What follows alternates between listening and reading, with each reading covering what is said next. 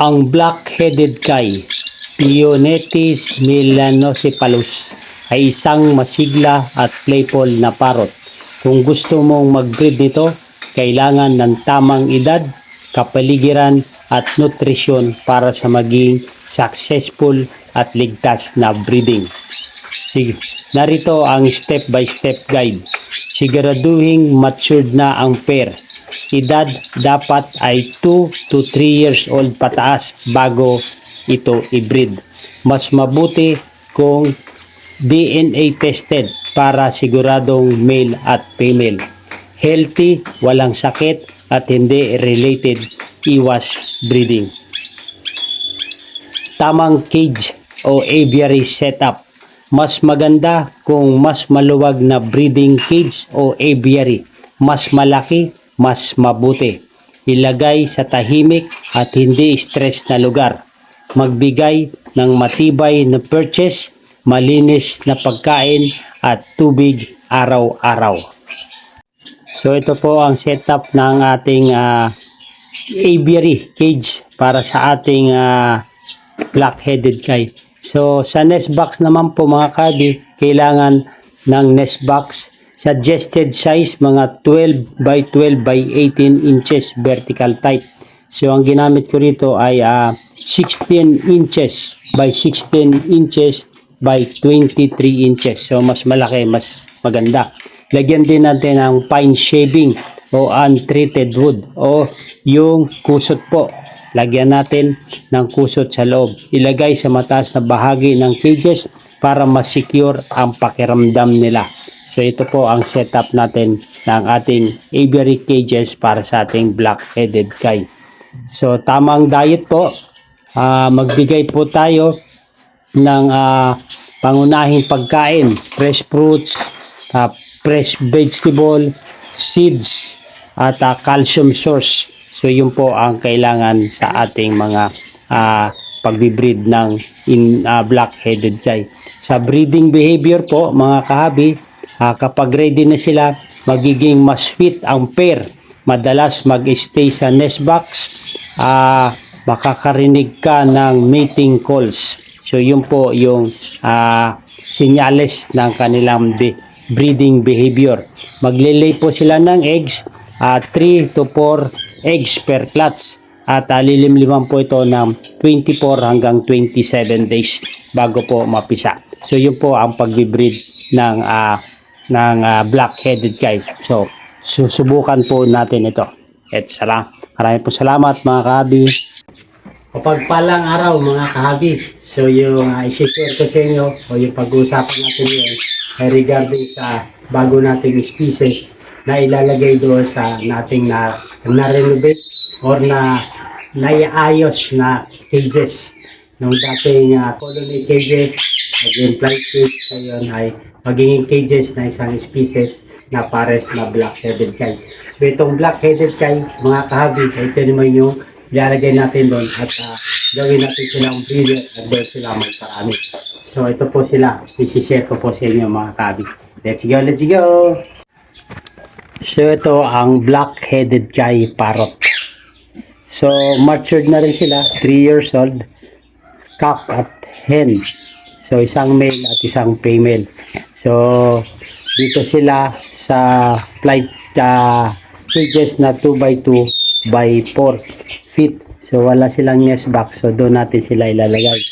Dahil yung mga Indian ringneck doon ay nailagay na natin sa taas. So huliin natin ito sila at doon natin sila pararamihin. So isang pares po ito. So huliin po natin mga kahabi. So mga kahabi, habang hinuhuli natin ay nais kong i-shout out ang ating mga kahabi dyan.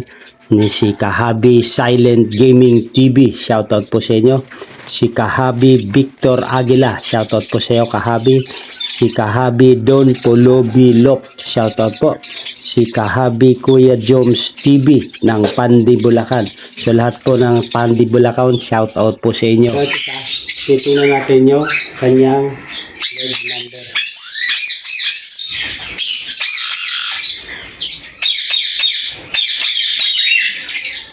Si Kahabi Juan Arwin Gilas, shoutout po sa inyo. Si Kahabi Basi, shoutout po sa iyo, Kahabi. Ito na yung isa, nahuli na natin. Shoutout sa iyo, Kahabi Daddy Mendez Official, shoutout po. Si Kahabi Alberto Ramos, shoutout po sa iyo, Kahabi. Ito na guys, lipat na natin sa bago nilang cages.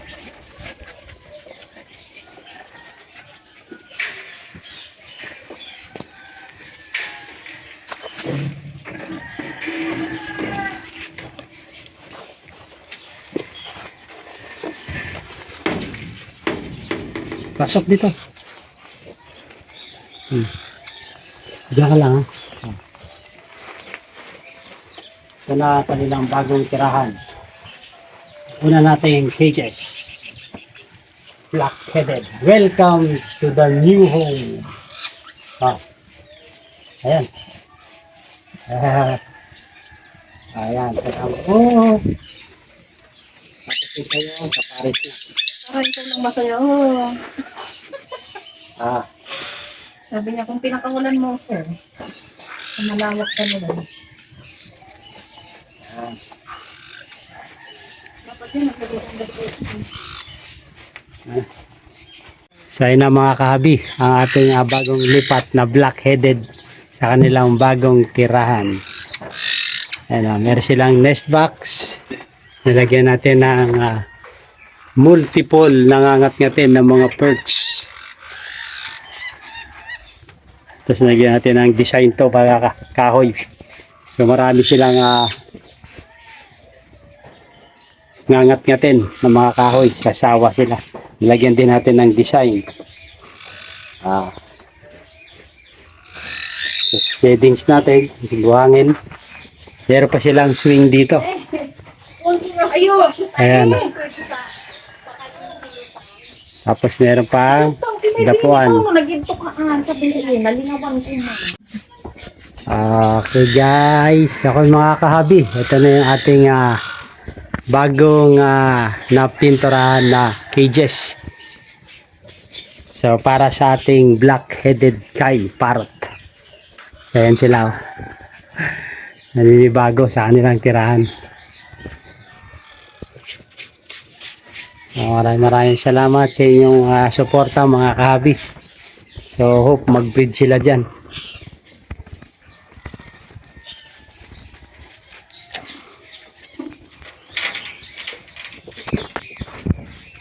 Dami nilang kukut-kutin ng mga perch. So habang pinapanood natin sila mga kahabi, ay patuloy natin i-shoutout ang ating mga kahabi na si Kahabi Abilito Florindo. Shoutout po sa inyo. Si Kahabi Rostata Gigi Carlo. Shoutout po sa inyo Kahabi. Si Kahabi Larsen Austria. Shoutout po sa inyo. Si Kahabi Meldes Laber. Shoutout po Kahabi. Si Kahabi Shinichi. Shoutout po sa inyo. Si Kahabi Eliseo D. Shoutout po sa inyo Kahabi. Si Kahabi Aris Villafranca, shoutout po sa inyo Kahabi. Si Kahabi Lian San, shoutout po. Si Kahabi Tuyulab Nudsla, shoutout po. Si Kahabi Jerry Cruz, shoutout po. Kumusta na po Kahabi? At last but not the least, si Kahabi Bob Dent Bagyo, shoutout po sa inyo Kahabi. So maraming pong salamat sa inyong suporta at sa mga silent viewers dyan na patuloy na sumusuporta, shoutout po sa inyo. At sa mga patuloy na tumatangkilik sa ating YouTube channel, Olen Aviary at iba pa. Maraming pong salamat sa inyo. New cages ng ating black-headed Kai. Maraming pong salamat mga kahabi sa inyong suporta dito sa ating YouTube channel, Olen Aviary at iba pa. Kung bagong viewers po kayo at kung napadaan, ay willing ako ng favor, please subscribe my YouTube channel. Sa YouTube channel po, sa pag-subscribe ay 100% po free, wala pong bayad. So, maraming po salamat sa inyong suporta. Ito ang bagong cages ng ating black-headed Kai parrot. Ayan sila. So, ito na po yung final result ng ating restoration, paint, and panibagong design ng ating cages.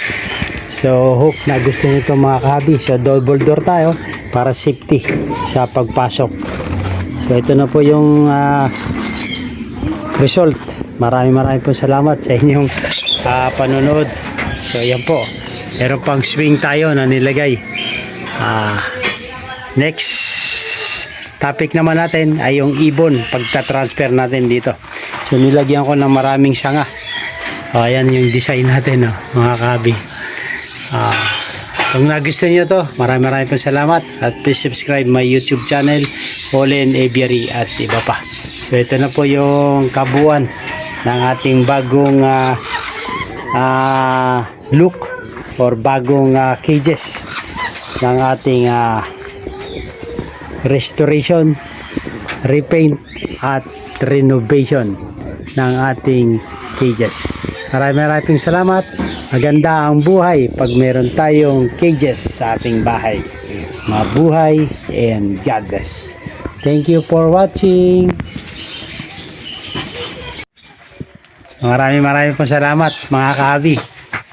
Support, subscribe, and don't forget to click the notification bell para ma-update po tayo sa mga bagong video nating i-upload. Mabuhay! Muli, ito po ang proseso sa pag-breed ng black-headed jay. So, kailangan matured po at kumari ay meron silang DNA result para sure tayo at maganda kung mas malaki po ang ating kulungan ay mas maganda sa kanila.